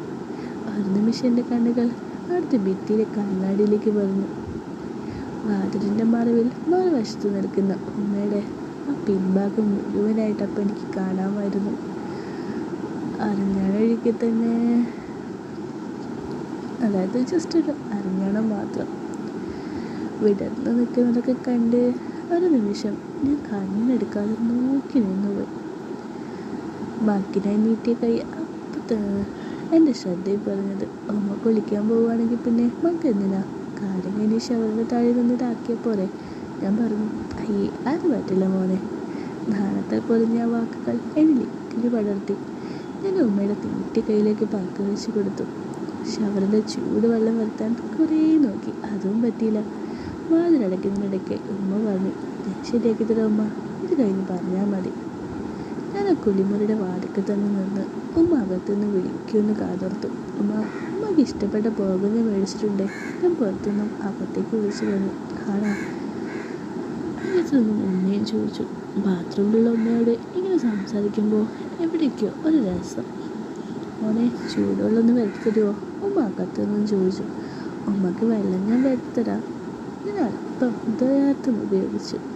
ഉമ്മയ്ക്കിട്ട് മനസ്സിലായി കാണുമെന്ന് ഉറപ്പില്ലെങ്കിലും ഞാൻ പറഞ്ഞു അത്. ഉമ്മ വാതിൽ തുറക്കുന്ന ശബ്ദം എനിക്ക് കേൾക്കാം. തുറന്ന അകത്തേക്ക് കയറിയപ്പോൾ ഞാൻ ആദ്യം നോക്കിയത് അങ്ങോട്ടേക്ക് തന്നെ. സാരിയുണ്ട്, എല്ലാം ഉണ്ട്, അതുണ്ട്. ബാത്റൂമിലെ തുണി വെക്കുന്ന കമ്പിയും അടിത്തതും കിടപ്പുണ്ട്. ഞാൻ ഷവറിൻ്റെ കാട്ടൺ മാറ്റി ഷവർ ഓണാക്കി ചൂടുവെള്ളം സെറ്റാക്കി കൊടുത്തു. ഉമ്മ, ചൂടിത് മതിയൊന്ന് നോക്കി. ഞാൻ പറഞ്ഞു. എൻ്റെ പുറകിൽ നിന്നിരുന്ന ഉമ്മ അപ്പം എൻ്റെ അരികത്ത് വന്ന് ആദ്യം നിന്ന് വരുന്ന വെള്ളത്തിൻ്റെ ചൂട് കൈവച്ച് നോക്കി. ഇത് മതി മോനെ. ഉമ്മ പറയുമ്പോൾ എൻ്റെ നോട്ടം ഉമ്മയുടെ പിറകു വശത്താണ്. ഞാൻ പുറത്തിറങ്ങിയതും ഉമ്മ വാതിലടച്ച് കുളിക്കാൻ തുടങ്ങി. അല്പസമയം കഴിഞ്ഞ് ബാത്റൂം വാതിൽ തുറക്കുന്ന ഒച്ച വീണ്ടും കേട്ട്. കുളിമുറിക്കിൽ നിന്നും സോപ്പിൻ്റെ നറുമണം പുറത്തേക്ക് വന്നു. തിരിഞ്ഞ് ഉമ്മയെ നോക്കണമെന്നുണ്ടായിരുന്നു എനിക്കപ്പോൾ തന്നെ. അധികം വൈകാതെ തന്നെ ഞാൻ തിരിഞ്ഞു നോക്കി. മുടിയിൽ തോർത്തും കെട്ടിവെച്ച് വീട്ടിൽ ഈർപ്പെടുക്കാൻ വെച്ചിട്ടുണ്ടാവും. വീട്ടിൽ നിന്നും എടുത്തിറങ്ങിയ സാരി തന്നെയാണ് എപ്പോഴും എടുത്തേക്കണേ. വെള്ളം ഉണ്ടോയെന്ന് എനിക്ക് അറിയാൻ പറ്റുന്നില്ല. ഒന്ന് വിളിച്ചിട്ട് വസ്ത്രം മാറിയില്ലേ മോനെ? അത് വേറെടുപ്പൊക്കെ ലഗേജിലല്ലേ? ഓ, അത് ശരിയാണല്ലോ. ഞാൻ അപ്പോൾ ഒന്ന് അത് ഓർത്തത്. വേറെ ഡ്രസ്സൊക്കെ ലഗേജിലാണ്. അത് ചെക്ക് ഇൻ ചെയ്തതും അന്ന് കൊളംബസിൽ വെച്ച് തന്നെ. ഇനിയും ദുബായി പോയിട്ടേ അത് കിട്ടും. ഉമ്മയുടെ കയ്യിൽ ഹാൻഡ് ലഗേജിൽ വേറെ ഡ്രസ്സൊന്നുമില്ലേ? ഞാൻ ചോദിച്ചു. നൈറ്റ് ഇടണമെന്ന് തോന്നുന്നു, നോക്കണോടാ. ഉമ്മ, ഇനി നാളെ വൈകുന്നേരം ഫ്ലൈറ്റുള്ളൂ. അതുവരെ ഇട്ടിട്ട് ശരിയാകും. ഇവിടെ വേറെ ഡ്രസ്സ് ഉമ്മയ്ക്ക് പറ്റുന്നൊന്നും മേടിക്കാനും പറ്റില്ല. ഞാൻ കൂടെ പറഞ്ഞു. ബാക്കിയൊക്കെ ഞാൻ കഴുകിയിട്ട് മോനെ, ഉമ്മേനെ നോക്കാതെ തന്നെ പറഞ്ഞു. നാളത്തേക്ക് തുടങ്ങി കിട്ടും, ബാക്കിയൊന്നും ഉണങ്ങില്ല ഉമ്മ പറഞ്ഞു. ഞാൻ ബർഗർ എടുത്ത് ഉമ്മയ്ക്ക് ഒരെണ്ണം കൊടുത്തു. കഴിക്കുമ്മ, വീട്ടിൽ കഴിച്ചിട്ട് ഇറങ്ങിയതല്ലേ, വിശക്കുന്നില്ലേ? ഉമ്മയുടെ ഇഷ്ടപ്പെട്ട ബർഗർ കണ്ടപ്പോൾ ആ മുഖത്ത് പുഞ്ചിരി വിടർന്നു. ഇത് എവിടെ നിന്ന് കിട്ടി? ഉമ്മക്ക് വേണ്ടി ഞാൻ പോയി മേടിച്ചതാ. ഉമ്മ ആർട്ടിയോടെ കഴിക്കുന്നത് കണ്ടപ്പോൾ എനിക്ക് സന്തോഷമായി. നല്ലപോലെ വിശക്കുന്നുണ്ടായിരിക്കണം. ആദ്യത്തേത് കഴിച്ചു കഴിഞ്ഞപ്പോൾ ഞാൻ രണ്ടാമത്തേത് നീട്ടി. വേണ്ട മോനെ, മതി. ഇത് കൂടി കഴിക്കുമ്മ, ദുബായ് സമയത്തൊന്നും കിട്ടില്ല. ഉമ്മ രണ്ടാമത്തെ ബർഗർ നല്ലപോലെ ആസ്വദിച്ച് കഴിച്ചു. ബർഗർ കഴിക്കുമ്പോൾ അതിൻ്റെ ഉള്ളിൽ നിന്ന് മയോണൈസ് ഉമ്മയുടെ പിന്നെ ഒലിച്ചിറങ്ങുന്നത് ആ വെള്ള നിറത്തിലുള്ള ദ്രാവകം വായിലിങ്ങനെ ഒഴിച്ച് പുറത്തേക്ക് വരുന്നത് കണ്ടപ്പോൾ എൻ്റെ ഉള്ളിൽ വേറെ എന്തൊക്കെയോ തോന്നലുണ്ടായി. എൻ്റെ അവിടെ ചെറിയായിട്ടൊരു അനക്കം തട്ടിയതായിട്ട് ഞാൻ ഉറങ്ങി. ഉമ്മ ആ വെളുത്ത ദ്രാവകം നാക്ക് കൊണ്ടിങ്ങനെ താക്കുമ്പോൾ അതിങ്ങനെ കണ്ണെടുക്കാതെ നോക്കിയിരുന്നു. മോനെ, എൻ്റെ ബാഗ് എവിടെ എന്ന് ചോദിച്ചുകൊണ്ട് ഉമ്മ ബാഗ് തരുന്നു. ഇതായിരിക്കുന്നു ഉമ്മ. നിലത്തിരുന്ന ബാഗ് ഞാൻ കാണിച്ചു കൊടുത്തു. ഉമ്മ എൻ്റെ നേരെ എതിർവശത്തൊക്കെ എടുത്ത് ഞാൻ ബാഗ് കുനിഞ്ഞെടുത്തു. അതെടുക്കാനായിട്ട് താക്കിയത് അവരൊക്കെ മുന്നിൽ വിടർന്ന് വെപ്പുണ്ട്. അതിലേക്ക് ആ സാരിയുടെ ഭാഗത്തേക്ക് ഞാൻ നോക്കിപ്പോയെന്ന് ഞാൻ പറയാം. ഇതിടാൻ പറ്റുമെന്ന് തോന്നുന്നില്ല മോനെ. കയ്യിലിരിക്കുന്ന നൈറ്റി എന്നെ കാണിച്ചുകൊണ്ട് ഉമ്മ പറഞ്ഞു. അതെന്ത് പറ്റിയുമ്മ? എന്താ കുഴപ്പത്തിന്? കൈയൊന്നും ഇല്ലടാ ഇതിന്. ഉമ്മ പറഞ്ഞു. അതെന്തോ ഉമ്മ, ഇവിടെ ഇപ്പോൾ ആരുമില്ലല്ലോ. അല്ല മോനെ, അതിന് കഴുകിയിട്ടാലും ഉണങ്ങില്ലേ? അതൊന്നും വേണ്ട, ബ്ലൗസ് ഉണങ്ങുന്നാ തോന്നുന്നത്. ഉമ്മ ഒന്നും പറഞ്ഞില്ല. എന്താ ഓർത്തുന്ന പോലെ അല്പം നേരം തന്നു. ഉമ്മ, കഴുകിയിടണ്ട, മാറ്റിയിട്ടാൽ മതി, അപ്പോൾ കൂടുതൽ മുഷിയില്ല. ഉമ്മ വീണ്ടും അടിച്ചു നിൽക്കുന്നത് കണ്ട് ഞാൻ പറഞ്ഞു. ഉമ്മ, വേണമെങ്കിൽ ഞാൻ പുറത്തേക്കാം, അല്ലെങ്കിൽ വേറൊരു റൂം കൂടെ എടുക്കാം, വരത്തെങ്കിലും ഞാൻ പറഞ്ഞു. അതൊന്നും വേണ്ടടാ, ഞാൻ മാറ്റിക്കോളാം, അമ്മ പറഞ്ഞു. എന്നിട്ട് കയ്യിലെ നൈറ്റിയുമായിട്ട് ബാത്റൂമിലേക്ക് പോയി. കയ്യിലിരുന്ന മൊബൈൽ പെട്ടെന്ന് റിങ് ചെയ്തത് തസ്ന. എന്താ എന്താവാൻ? മുറി കിട്ടി, ഫുഡ് ഇപ്പോൾ കഴിച്ചു, ഇപ്പോഴും സ്നോ തീർന്നിട്ടില്ല. ഉമ്മ എവിടെ ഉണ്ട്? ബാത്റൂമിലാണെന്ന് തോന്നുന്നു. സംസാരിച്ചുകൊണ്ടിരിക്കുമ്പോൾ തന്നെ ഉമ്മ പുറത്തേക്ക് വന്നു. ചെറിയ കൈയായതുകൊണ്ട് തന്നെ ഒരു സ്ലീവ്ലെസ് പ്രതീകതയായിരുന്നു അതിന്. ഉമ്മയ്ക്ക് അതെടുത്ത് എൻ്റെ പൊന്നി വരാൻ ചെറിയൊരു ചമ്മലൊക്കെ ഉണ്ടായിരുന്നു. എന്നിട്ട് ഉമ്മയുടെ അതിങ്ങനെ ഇണങ്ങി ചേർന്ന് കിടക്കുക, ഒരു ഇതൊക്കെ തെളിഞ്ഞ് കാണുകയും ചെയ്യാം. ഞാൻ ഒരു നിമിഷം ഉമ്മയെ കണ്ണെടുക്കാതെ നോക്കി നിന്ന് പോയി. ഉമ്മയുടെ മുഖത്ത് ചെറിയൊരു നാണം വിഴുന്നു. ഈ നൈറ്റ് ശരിയാവില്ല മോനെ, ഉമ്മ എന്നോട് പറഞ്ഞു. അപ്പോൾ അന്ന് ഫോണിൻ്റെ മറുതലിക്കൽ തസ്നയുള്ള കാര്യം എൻ്റെ മനസ്സിൽ കയറി വന്നത്. ആൾ കേൾക്കുള്ളത് കരുതി ഞാൻ പെട്ടെന്ന് ഉമ്മയുടെ മോള് വിളിക്കുന്നു. ഫോൺ അപ്പം തന്നെ ഉമ്മാക്കി കൊടുത്തു. ഉമ്മ ഫോണും കൊണ്ട് മുറിയുടെ ഒരു വശത്തേക്ക് പോയി സംസാരിക്കാൻ തുടങ്ങി. അവൾ കേട്ട് കാണൂ. കേട്ടാലിപ്പോൾ എന്താ, ആ നൈറ്റ് ശരിയാവില്ല എന്നല്ലേ ഉമ്മ പറഞ്ഞോളൂ, വേറൊന്നും അല്ലല്ലോ പറഞ്ഞേ. ഇങ്ങനെ കാര്യമില്ലാത്ത കാര്യത്തിനൊക്കെ ടെൻഷൻ അടിക്കാവോ? അതിന് മാത്രം ഇപ്പോൾ ഇവിടെ എന്താ സംഭവിച്ചത്? ഞാൻ എന്തൊക്കെ ചിന്തിച്ചു കൂട്ടുന്നുണ്ട്. അവൻ തന്നെ ഇങ്ങനെ ആലോചിച്ചു. ഒരു മുറിയിൽ താനും അമ്മായിയമ്മയും ഒറ്റയ്ക്കായപ്പോൾ തന്നെ തൻ്റെ മനസ്സ് തന്നെ കൊണ്ട് എന്തൊക്കെ ചിന്തിപ്പിക്കുന്നേ. പാവ ഉമ്മ. അവരുടെ മനസ്സിൽ ചിലപ്പോൾ ഈ ഒരു ചിന്തകളൊന്നും തന്നെ ഉണ്ടാകത്തുമില്ല. ചിന്തകളല്ല, പക്ഷേ സാഹചര്യം എന്നിലെ ഏതൊക്കെയോ ചെറു വികാരങ്ങൾ ഉണർത്തിയിരിക്കുക. ഒരുതരം പ്രത്യേക സുഖം. എങ്ങനെ വിവരിക്കണമെന്ന് എനിക്ക് ശരിക്കും അറിയില്ല. മുറിയുടെ ഒരു വശത്തായി തിരിഞ്ഞു നിന്ന് തൻ്റെ മോനോട് സംസാരിക്കുന്ന ഉമ്മയുടെ ആടേക്കിൻ്റെ കണ്ണുകൾ സഞ്ചരിച്ചു. മനോഹരമാണ്. പിറകിലെത്തതൊക്കെ പിന്നെ പറയേ വേണ്ട. അല്പം നടക്കുമ്പോൾ ആ കോലങ്ങളൊക്കെ താളത്തിനൊത്ത് ചലിക്കുന്നത് കാണാൻ നല്ല രസമായിരുന്നു. എന്നിലേത് അതിങ്ങനെ ഉണരുകയായിരുന്നു. കണ്ണെടുക്കാതെ ഞാൻ അങ്ങനെ നോക്കിയിരുന്നു പോയി. പെട്ടെന്ന് അത് സംഭവിച്ചത്. എങ്ങും കുരുട്ടിട്ട് വളർന്നു. ശബ്ദങ്ങൾ നിലച്ചു. എല്ലാ ശബ്ദങ്ങളും, ചെറിയ ഫ്രിഡ്ജിൻ്റെയും മുറിയുടെ ഹീറ്ററിൻ്റെയും എല്ലാ ശബ്ദം നിലച്ചപ്പോൾ എങ്ങും നിശബ്ദത പടർന്നു. അത് ചെറുതായിട്ടൊന്നുമല്ല, നമ്മളെ അസ്വസ്ഥപ്പെടുന്നത് പോലെ. അതുവരെ നമ്മൾ ശ്രദ്ധിക്കില്ലെങ്കിലും ആ ശബ്ദങ്ങൾ നിൽക്കുമ്പോൾ ഉണ്ടാകുന്ന ശബ്ദശൂന്യത കുറച്ച് നേരത്തെങ്കിലും നമ്മളെ വല്ലാണ്ട് അസ്വസ്ഥരാക്കും. അല്പനേരത്തെ ആ ഒരു ശൂന്യത പിന്നെ ആളുകളുടെ ശബ്ദത്തിന് വഴിമാറി. ആദ്യമുണ്ടായ ആശയക്കുഴപ്പം മാറിയപ്പോൾ ആളുകൾ പരസ്പരം പറയുന്നത് കേൾക്കാമായിരുന്നു. പവർ കട്ടാവുക എന്ന് വെച്ചാൽ വയറ് നിറച്ചു പോയിന്ന്. പൊതുവെ ഒരിക്കലും സംഭവിക്കാത്തൊരു സംഗതിയാണ് കറണ്ട് പോകുക എന്നത്. സംഭവിച്ചാൽ പിന്നെ തിരികെ കറണ്ട് വരാൻ ഒത്തിരി സമയമെടുക്കും. നാട്ടിലെ പോലെയല്ല. 6 വർഷത്തിൻ്റെ അമേരിക്കൻ വാസത്തിനിടയ്ക്ക് ഒരു തവണ പോലും ഇങ്ങനെ കറണ്ട് പോയിട്ടില്ല. ഇതിപ്പോൾ ആദ്യമായിട്ടാണ്. മുൻപ് ഞാൻ വരുന്നതിനൊക്കെ മുന്നേ ഒരിക്കൽ പോയിട്ട് ഒരു ദിവസം കഴിഞ്ഞിട്ടാണ് വന്നത്. നാട്ടിലൊക്കെ അത് വലിയ വാർത്തയായതുമാണ്. അന്ന് നാട്ടിലെല്ലാവരും പറയുന്നുണ്ടായിരുന്നു കറണ്ട് പോകുന്നതൊക്കെ ഇത്ര വലിയ വാർത്തയാണോന്ന്. ഇവിടൊക്കെ എന്നും ഇപ്പോഴും പോകുന്നതാണല്ലോ എന്നൊക്കെ. മോനെ എന്ത് പറ്റി മോനെ? ലേശം പരിഭ്രാന്തയായോ ഉമ്മ ചോദിച്ചു. ഒന്നുമില്ല ഉമ്മ, കറണ്ട് പോയതാ. ഉടനെ വരും എന്നൊരു ഉറപ്പില്ലെങ്കിലും ഞാൻ പറഞ്ഞു. മോളെവിടെ? കറണ്ട് പോയടാ. ഫോണിൻ്റെ മറ്റേ തുണിക്കിലുള്ള എൻ്റെ ഭാര്യയുടെ ഉപ്പ പറഞ്ഞു. ഉമ്മ ഫോൺ എനിക്ക് തന്നു. എന്ത് പറ്റിക്ക? കറണ്ട് പോയോ? തസ്നയ്ക്ക് കാര്യത്തിൻ്റെ ഗൗരവം മനസ്സിലായത് അവൻ്റെ ചോദ്യത്തിൽ നിന്നും എനിക്ക് മനസ്സിലായി. പോയടാ, ഇവിടെ നല്ല മഞ്ഞ് വീഴ്ച. ഞാനൊന്ന് റിസപ്ഷനിൽ വിളിച്ച് ചോദിക്കട്ടെ, ഞാൻ പറഞ്ഞു. ശരിക്ക, ഫോൺ ചാർജ് കളയണ്ട, പിന്നെ മെസ്സേജ് അയച്ചാൽ മതി. തസ്ന ഉടൻ തന്നെ ഫോൺ വെച്ചു. സമയം പോകുന്തോറും കണ്ണുകൾ ഇരുട്ടിനോട് പൊരുത്തപ്പെട്ട് വരുന്നുണ്ടായിരുന്നു. മുറിക്കുള്ളിലെ കാഴ്ചകൾ കണ്ണുകൾക്ക് നല്ല ദൃശ്യമായി തുടങ്ങിയിരുന്നു. വീട്ടിലിരിക്കുന്ന ഉമ്മയുടെ മുഖത്ത് അപ്പോഴും ചെറു പരിഭ്രാന്തി ഉണ്ടായിരുന്നു. ഉമ്മ ലൈറ്റ് എടുക്കാനും അപ്പാടെ മറന്ന പാടാം. കറണ്ട് പോയപ്പോൾ അതിൻ്റെതൊക്കെ മുന്നിൽ തന്നെ നിന്നും എടുത്തു കാണിക്കുന്ന കാര്യം അപ്പാടെ ആളങ്ങ് മറന്നുപോയി. ഞാൻ എഴുതിയിട്ട് അവരുടെ കട്ടനൊന്ന് മാറ്റി നോക്കി. എയർപോർട്ടിലും പരിസരത്തും ഒരിടത്തും തന്നെ കറണ്ടില്ല. മിന്നാമിനുക്ക് പോലെ ചെറു വട്ടങ്ങൾ മാത്രം. പുറത്താണെങ്കിൽ നല്ല മഞ്ഞും. ഞാൻ ഹോട്ടൽ ഫോൺ എടുത്ത് റിസപ്ഷനിൽ വിളിച്ചു. ചിക്കാഗോ നഗരത്തിൽ നല്ലൊരു ശതമാനം സ്ഥലത്ത് വൈദ്യുതി ഇല്ലാന്നും എപ്പോൾ വരും എന്നിപ്പോൾ മറുപടി പറയാൻ പറ്റില്ല എന്നുമായിരുന്നു അവരുടെ മറുപടി. എങ്കിലും എത്രയും പെട്ടെന്ന് ശരിയാക്കാൻ അവർ ശ്രമിക്കുന്നുണ്ട് ഇത്രേ.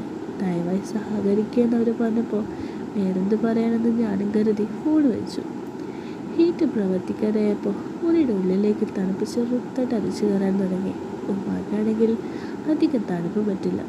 ദുബായിലായതിനാൽ അധികം തണുപ്പ് പ്രതിരോധിക്കും ഞങ്ങളെപ്പോലെ പറ്റി വല്ല ശരീരത്തില്ല. പിന്നെ ഉമ്മാക്ക് പ്രത്യേകിച്ച് അധികം തണുപ്പ് താങ്ങാനും പറ്റില്ല. സമയം മെല്ലെ എഴുതി നീങ്ങിക്കൊണ്ടിരുന്നു. കിടക്കിലിരിക്കുന്ന ഉമ്മ തണുപ്പ് സഹിക്കാൻ വയ്യാതെ ഇടയ്ക്കിടെ ചെറുതായി വിറയ്ക്കുന്നുണ്ടായിരുന്നു. കറണ്ട് വരാൻ ഇനിയും വൈകുമെന്നാണ് തോന്നുന്നത്. ഉമ്മ ഒരു കാര്യം ചെയ്യും, ബെഡിൽ കംഫർട്ടിൻ്റെ അടിയിൽ കിടന്നു, അപ്പോൾ തണുക്കില്ല എന്ന് ഞാൻ പറഞ്ഞു. അങ്ങനെ കിടക്കിൽ വിരിക്കുന്ന കട്ടിയുള്ള പുറപ്പാട്ടോ ഈ കംഫർട്ട്. ഉമ്മ പയ്യെ കിടക്കേ കയറി ആ കംഫർട്ടിൻ്റെ അടിയിൽ കിടന്നു. ഇപ്പം അധികം തണുപ്പില്ല പോലെ ഉമ്മ പറഞ്ഞു.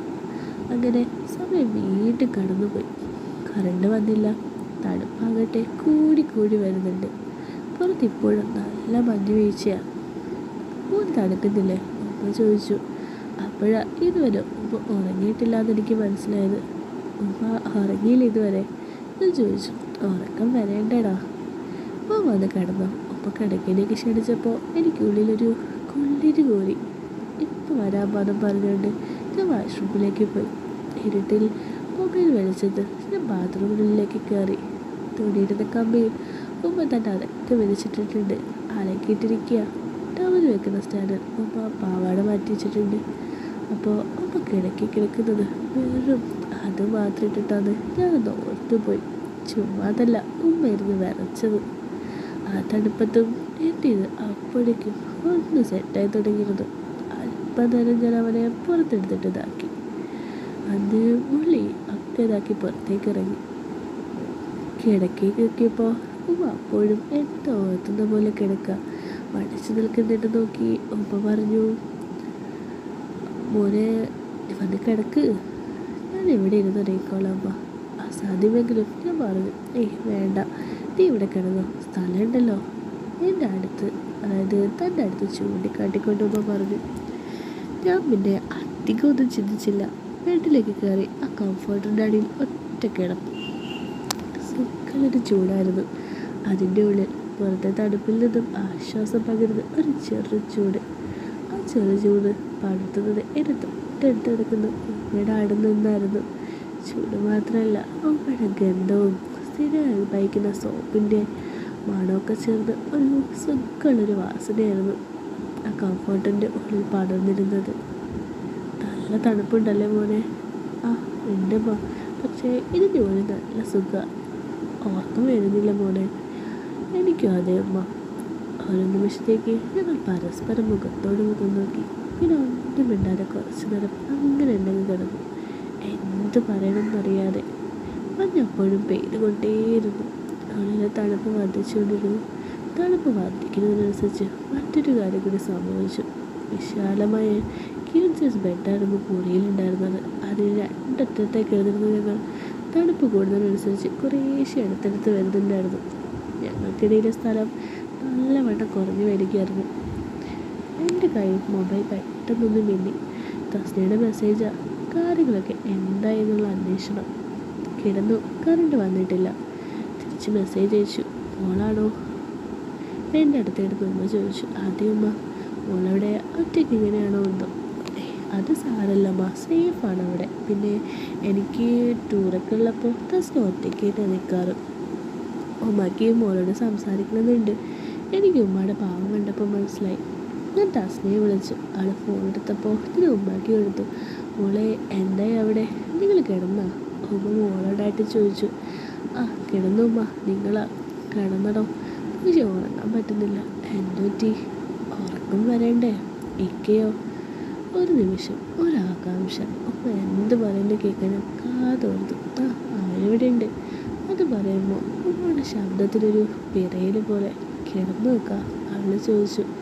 വീണ്ടും കാതോർത്തു. ഒരു മൂളൽ മാത്രം. പിന്നെ പെട്ടെന്നാണ് തന്നെ ചോദിച്ചത്. മോൻ എന്ത് പറയുന്നു? അവൻ കിടന്നോ? കിടന്നുമ്മ. കഴിച്ചു. കഴിച്ചു മോളെ.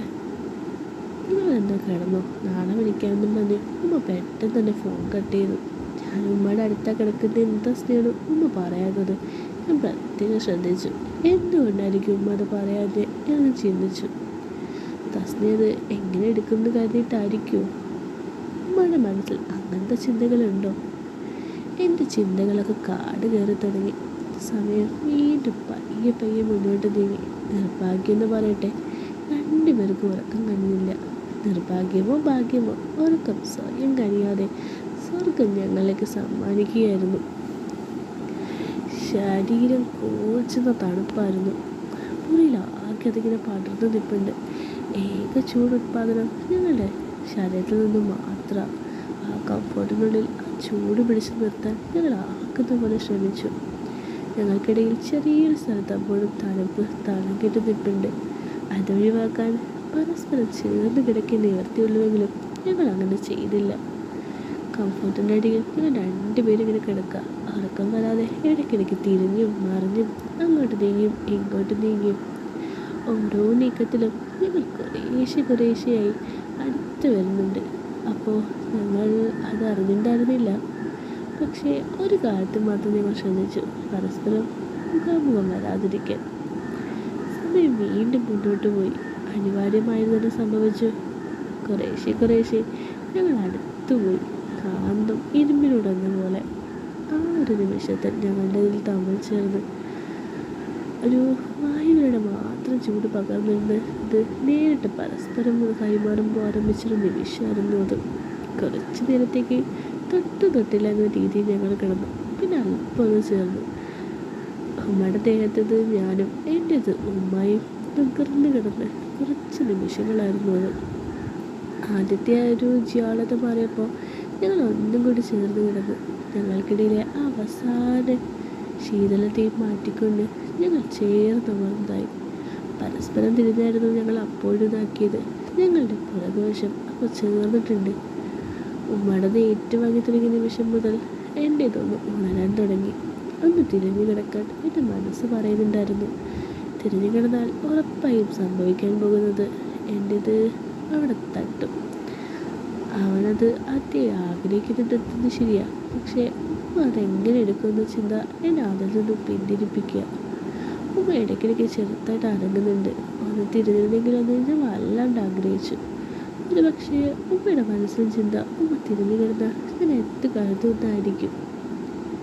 വീണ്ടും സമയം ഇഴഞ്ഞു കടന്ന് പൊയ്ക്കൊണ്ടേയിരുന്നു. 11 മണിയോടടുക്ക്. എൻ്റെ ഉമ്മയുടെയും ഇത് ശരിക്കും അമ്മാതിരിപ്പല്ലേ? അതിങ്ങനെ മൊത്തത്തിൽ സെറ്റായിട്ട് നിൽപ്പല്ലേ? ചെറുതായിട്ടൊരിതൊക്കെ ഉണ്ട്. അങ്ങനെ രണ്ടും കൽപ്പിച്ച് ഞാൻ ആ തീരുമാനം എടുത്തു. തിരിഞ്ഞു കിടക്കുക തന്നെ. ഒട്ടും തന്നെ കിടന്നിടത്ത് നിന്നും മാറാതെ ഞാൻ പയ്യെ തിരിഞ്ഞു. ആദ്യം നിവർന്ന് പിന്നെ ഒന്നുകൂടി ചെറിഞ്ഞ് കിടന്നു. ഒരൊറ്റ നീക്കത്തിൽ ഒരു 3 സെക്കൻഡ് ഞാൻ പിന്നെ അനങ്ങിയിട്ടില്ല. ഉമ്മയുടെ ഭാഗത്തുനിന്നും ആനക്കൊന്നും ഇല്ലാതെ മനസ്സിലാക്കി ഞാൻ മെല്ലെ എൻ്റെ വലത് കൈയെടുത്ത് ഉമ്മയുടെ ആടയിട്ട് വെച്ചു. ആദ്യം ചെറുതായിട്ട് ഒരു ലേശം അമർത്തി. ഉറക്കൊക്കെ ചെയ്തയാകുന്നു വേണമെങ്കിൽ കരുതിക്കൊണ്ടിരുന്ന രീതിയിൽ കുറച്ച് നേരം കൈ അനക്കിയില്ല. വെച്ച നിമിഷം മുതൽ എൻ്റെ ഇത് വീണ്ടും ഉമ്മ ഉണർന്നു. അതിൻ്റെ ഇത് ഉമ്മയുടെ പുറക്ക് വശത്തായിട്ട് മുട്ടിയില്ലാന്ന് കണക്കിയായി നിൽക്കുന്നു. എൻ്റെ മുഖം ഉമ്മയുടെ കഴുത്തിന് പുറമേയല്ലേ. ഒന്ന് മുന്നോട്ട് നീക്കിയാൽ അതിലങ്ങോട്ട് അമരും. ഉമ്മയുടെ മുടിയിഴകളിൽ നിന്നും അപ്പോൾ ഷാമ്പുവിൻ്റെയും ഉമ്മയുടെയും കലർന്നൊരു വാസന എനിക്ക് കിട്ടി. അതിൽ ശരിക്കും ഞാൻ വികാരഭരിതനായി. അത് കൂടുതൽ കിട്ടാനായി ഞാൻ എൻ്റെ മുഖം ഒന്നും കൂടി ഉമ്മയുടെ അടുത്തേക്ക് അടുപ്പിച്ചു. അതിനോടൊപ്പം എൻ്റെ അരയും. വലത് കൈക്ക് പുറമെ എൻ്റെ ചുണ്ടുകളാണ് ഉമ്മ അടുത്ത് മൊത്തതായത്. ഉമ്മയുടെ ഒരു വല്ലാത്തൊരു അനുഭവമായിരുന്നു. പിന്നെ എൻ്റേത് കൊണ്ട് നിൽപ്പാണല്ലോ, എവിടെയൊക്കെ തട്ടിയിട്ടുണ്ടാവുമല്ലേ. ആ ചൂട് നേരിട്ട് അനുഭവപ്പെട്ടാൽ എനിക്ക് അതിന് സാധിച്ചു. അത് അവനെ കൊടുത്താൽ കൊടുത്താലല്ല സോറി അവന് കൂടുതൽ ഉത്തേജിപ്പിക്കുകയായിരുന്നു. കൂടുതൽ കടക്കുന്നവരും അവൻ കൂടുതൽ അടേക്ക് അങ്ങോട്ട് അമർന്നു. എൻ്റെ കൈ മെല്ലെ അങ്ങോട്ട് ഇങ്ങോട്ടായിട്ട് സഞ്ചരിച്ചു. ഞാൻ ചെറുതായിട്ടൊന്ന് ഇതാക്കി. ഉറക്കമല്ലെങ്കിലും അത് കിടക്കുക ഉറങ്ങുന്ന പോലെ. അതൊരു നല്ല സൂചനയാണ് മനസ്സിൽ കരുതി. കുറച്ച് നേരം കൂടി ഞാൻ എൻ്റെ വിരലുകൾ കൊണ്ട് ഓരോന്നാക്കിക്കൊണ്ടിരിക്കുക.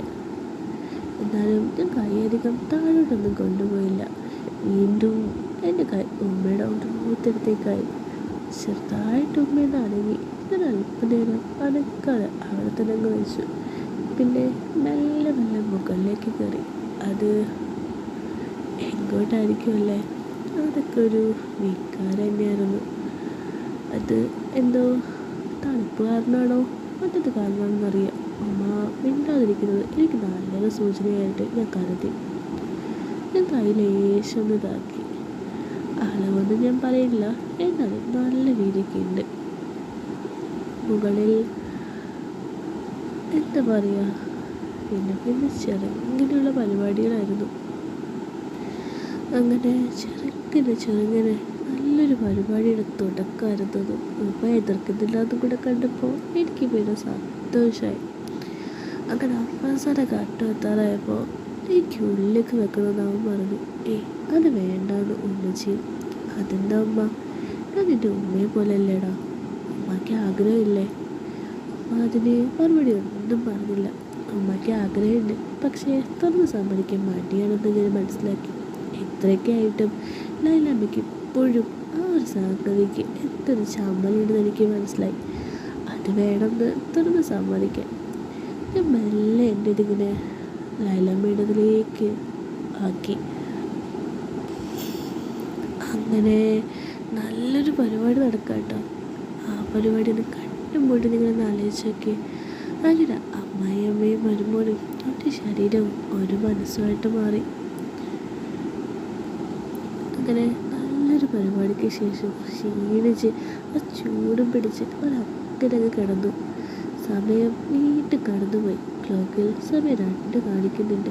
ഞാൻ തലചായ്ച്ച് ലൈലമ്മയുടെ അടക്കിടക്കുക. എൻ്റേത് അപ്പോഴും അവിടെ ഉള്ളിൽ തന്നെ ഇരിപ്പാ സാധനം. ലൈലമ്മ ഉറങ്ങിയിട്ടില്ലെന്ന് എനിക്ക് ഉറപ്പാണ്. ഉമ്മ ഞാൻ പതിയെ സ്ഥലത്ത് വിളിച്ചു. കൂടുതൽ മാത്രം മറുപടി. ദേഷ്യമുണ്ടോ ഉമ്മാക്ക് എന്നോട്? എന്താ അങ്ങനെ ചോദിച്ചേ? ഞാൻ തെറ്റിയതൊന്നും ഉമ്മാക്ക് തോന്നുന്നുണ്ടോ? ഞാനും തെറ്റിയായിട്ടല്ലേ മോനെ? അപ്പോൾ നമ്മൾ തെറ്റ് ചെയ്തു ഉമ്മ. അപ്പോൾ എനിക്കറിയില്ല മോനെ. നമ്മളെല്ലാവരും മനുഷ്യരല്ലേ ഉമ്മ, തെറ്റ് ചെയ്യുന്നതിനപ്പോൾ ഞാൻ ഏറ്റവും കൂടുതൽ ഇഷ്ടത്തോടെ ചെയ്ത തെറ്റാ ഉമ്മ ഇത്. ഒട്ടും കുറ്റബോധമില്ലാതെ ചെയ്തതും. ലൈലമ്മ അത് മൂലതയുള്ളൂ. ഉമ്മയ്ക്ക് അത്രയ്ക്ക് ഇഷ്ടമായിരുന്നു എനിക്ക്. അതാ അവസരം ഒത്തു വന്നപ്പോൾ എൻ്റെ എല്ലാ കണ്ണും പോയി ഉമ്മ. അതാ മുഴൽ മാത്രം എൻ്റെ അപ്പോഴും എടുത്തിട്ട് താഴ്ന്നത്. ഉമ്മ ആ തെറ്റ് നമുക്ക് ഒന്നുകൂടി ചെയ്താലോ? അത് പറയുമ്പോൾ ലൈലാമ്മയുടെ ആടെ കുറച്ചൊന്ന് സെറ്റായിട്ടിരിക്കുകയായിരുന്നു. മോനെ എന്നൊരു സുഖപരവശയായി ലൈലാമ്മയുടെ വെളിയിൽ വീണ്ടും ഒന്നതായി. ഞാൻ എൻ്റെ സ്ഥാനം വീണ്ടും ലൈലാമ്മയുടെ ഇതിലേക്കാക്കി. അവനാണെന്നുണ്ടെങ്കിൽ വീണ്ടും വീണ്ടും സെറ്റാവുന്നേ ഉള്ളൂ, ക്ഷീണിക്കുന്നുമില്ല. ഒരിക്കൽ കൂടി നല്ല പോലെ. അങ്ങനെ വീണ്ടും നല്ലൊരു കലാപരിപാടിക്ക് ശേഷം അങ്ങനെ ഇതായി. സമയം അപ്പോൾ ഏകദേശം 3 മണിയോട് അടുത്തിരുന്നു. അപ്പോൾ ഇനി എന്താ നമ്മളിങ്ങനെ എന്നൊരു ചോദ്യം എൻ്റെ ഭാഗത്തുനിന്നും. ഇനിയിങ്ങനെ വേണ്ട പോലെ ഞാൻ ഒട്ടും മിണ്ടിയില്ല. മോനെ വിഷമമായോ? ഞാനൊന്നും മിണ്ടാതെ കിടക്കുന്നത് കണ്ടില്ല. അല്ലാമ്മ ചോദിച്ചു. എല്ലാം ഇല്ലമ്മ, എനിക്ക് മനസ്സിലാകും. ആരും ഒരിക്കലും ഇരുന്ന് അറിയരുത് പോലെ. തസ്നയാണ് ഉദ്ദേശിച്ചതെനിക്ക് മനസ്സിലായി. ആരും അറിയില്ലമ്മ, ഇതെൻ്റെ വാക്ക. കുറച്ചു നേരം രണ്ടുപേരൊന്നും മിണ്ടിയില്ല. ഞാനൊരു കാര്യം ചോദിച്ചോട്ടെ അമ്മ, ഞാൻ ചോദിച്ചു. മൂളലായിരുന്നു മറുപടി. സത്യം പറയോ? ഞാൻ ചോദിച്ചു. വീണ്ടും മൂളൽ മാത്രം മറുപടി. ഉമ്മക്ക് ഇഷ്ടപ്പെട്ടോ? എന്ത്? നമ്മൾ ചെയ്തത് ഇഷ്ടപ്പെട്ടോന്ന്? അതിനും മൂളലായിരുന്നു മറുപടി. ശരിക്കും പറ അമ്മ. ആ, ഇഷ്ടപ്പെട്ടു. ശരിക്കും ശരിക്കും. എനിക്ക് ആ മറുപടി കേട്ടിട്ട് തൃപ്തിയില്ല എന്ന് മനസ്സിലാക്കി ലൈലമ്മ പറഞ്ഞു. ജീവിതത്തിൽ ഇതുവരെ ഇത്രയും ഞാൻ. എന്നിട്ട് ലൈലമ്മ അവിടെ നിർത്തി. ലൈലമ്മ ഒന്നും പറഞ്ഞില്ല. പറയുമ്പാ. ഞാൻ വീണ്ടും നിർബന്ധിച്ചു. ഇത്രയൊന്നും ആയിട്ടില്ല മോനെ, ശരിക്കും സ്വർഗം കണ്ടു. ഞാൻ ലൈലമ്മ ഒന്നും കൂടി ഇതാക്കി. ഉമ്മക്ക് ഇനി ഇതുപോലെ വേണ്ടേ? ഉമ്മ ഒന്നും മിണ്ടിയില്ല. ഞാൻ എത്രയും ആസ്വദിച്ച് ചെയ്തത് ആദ്യമായിട്ട് ഉമ്മയുടെ മോള് പോലും എനിക്ക് ഇത്രയും ഹരം പകർന്നിട്ടില്ല. അത് കേട്ടപാടെ ലൈലമ്മയുടെ കണ്ണുകളൊന്നും വിടർന്നു. ആ കണ്ണുകൾ എന്നെ തന്നെ നോക്കി കുറച്ചു നേരം. ഉമ്മ ഇപ്പോൾ ആലോചിക്കുന്നത് എന്താണെന്ന് ഞാൻ പറയട്ടെ? ഞാൻ ചോദിച്ചു. ഞാൻ വെറുതെ ഉമ്മയെ സോപ്പിടാൻ വേണ്ടി ചുമ്മാ പറഞ്ഞതല്ല. എന്നാലേ ഇപ്പോൾ ഓർത്തെ. അല്ലമ്മ, എന്താണെന്നറിയില്ല, ഉമ്മയോടൊപ്പം ഇതാക്കിയത് എനിക്ക് വല്ലാത്തൊരിതായിരുന്നു. ഞാൻ പറഞ്ഞു. മോനെ എന്നൊരു വിളി മാത്രം ഉമ്മ വിളിച്ചു. അതോടുകൂടി നമ്മുടെ കഥയോട് അവസാനിക്കുക. അമ്മയമ്മയും വരുമ്പോഴും നല്ല രസമല്ലേ? ഇതുപോലെ ആരൊക്കെ ഉണ്ട് നിങ്ങളുടെ കൂട്ടത്തിൽ? പിന്നെ കഥ ഇഷ്ടമാണെങ്കിൽ ലൈക്ക് ആൻഡ് സബ്സ്ക്രൈബ് ചെയ്ത് കുടിക്കുക. അപ്പോഴല്ലേ വീണ്ടും വീണ്ടും കേൾക്കാൻ പറ്റുള്ളൂ. പിന്നെ ടെലിഗ്രൂപ്പിൻ്റെ കാര്യം മറക്കണ്ട. അങ്ങോട്ട് വരേണ്ടവർ അങ്ങോട്ട് വന്നോളൂ കേട്ടോ. അടുത്തൊരു കഥയായിട്ട് കാണുന്നവരെ ബൈ.